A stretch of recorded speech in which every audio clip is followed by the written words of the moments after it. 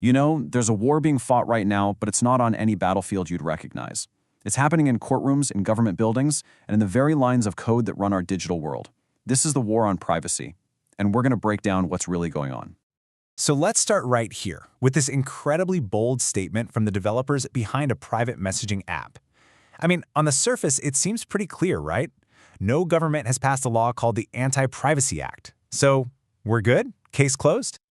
Well, as you can probably guess, it's just not that simple. Because while that statement is technically correct, it's hiding a much more complicated and honestly more troubling reality. The real story is in the methods, the clever ways our ability to communicate privately is being quietly dismantled.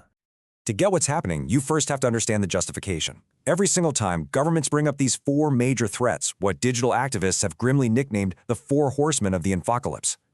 These are the powerful, emotional arguments they use to justify every single move we're about to look at. First up, let's head to the United States. Because here, the main battlefield isn't Congress, it's the courtroom.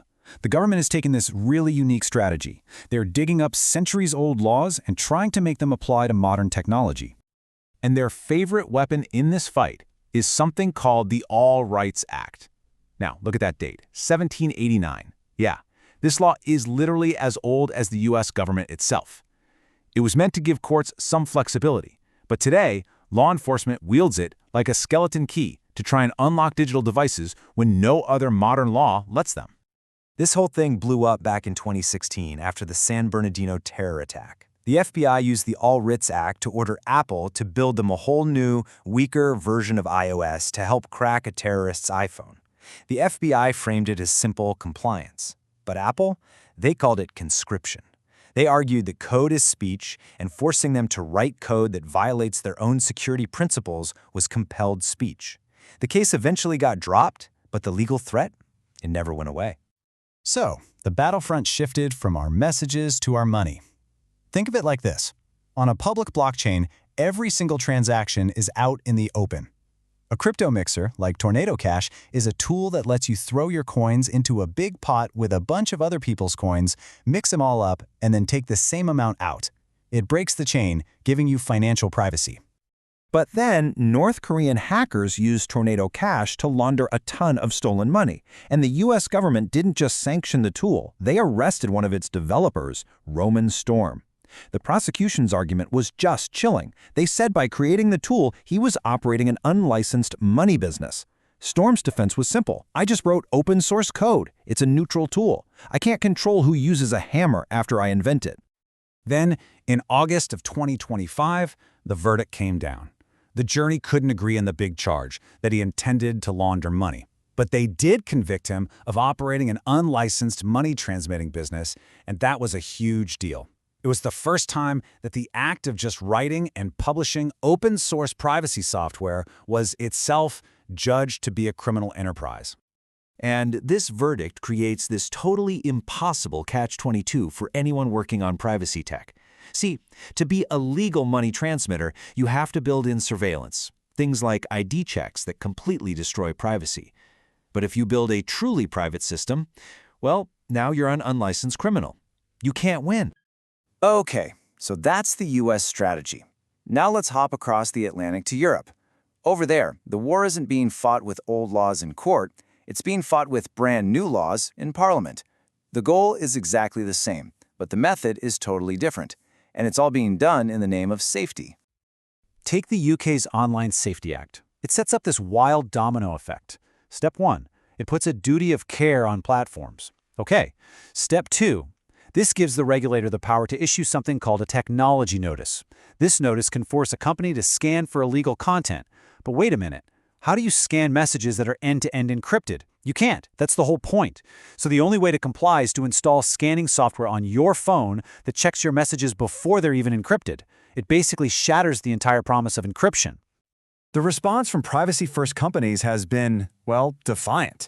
Meredith Whittaker, the president of Signal, has flat out said they will pull out of the UK market entirely before they break their encryption promises. So now you've got this massive standoff. Is the UK government really going to ban some of the world's most popular messaging apps? Meanwhile, the EU has been tearing itself apart over a very similar idea, nicknamed chat control. The plan was to issue these detection orders that would force every provider to scan every single private message, including encrypted ones for child abuse material. And just like the UK law, it would fundamentally require breaking encryption to work. But what's so fascinating here is how divided Europe was. The EU Parliament actually voted to reject mass scanning. Then for almost 2 years, the whole thing was stuck, blocked by countries like Germany. Finally, in October 2025, they tried one last compromise. It failed, and the whole vote was canceled. So for now, privacy won a major battle in the EU. But the war is absolutely not over. So this brings us to the final front in this whole conflict, the code itself. When you're facing attacks from the courts and attacks from parliaments, developers are starting to ask a new question. Can we just build systems that are architecturally immune to all this? This table just breaks it down perfectly. Look at Signal or WhatsApp. They're centralized. There's a corporate headquarters you can sue, a company you can coerce. That's their weak point. Now look at Tornado Cash. It was decentralized, no central company. So what did the government do? They went after the developer. So now you have things like SimpleX Chat trying a third way, a peer-to-peer network with no central servers and no user IDs at all.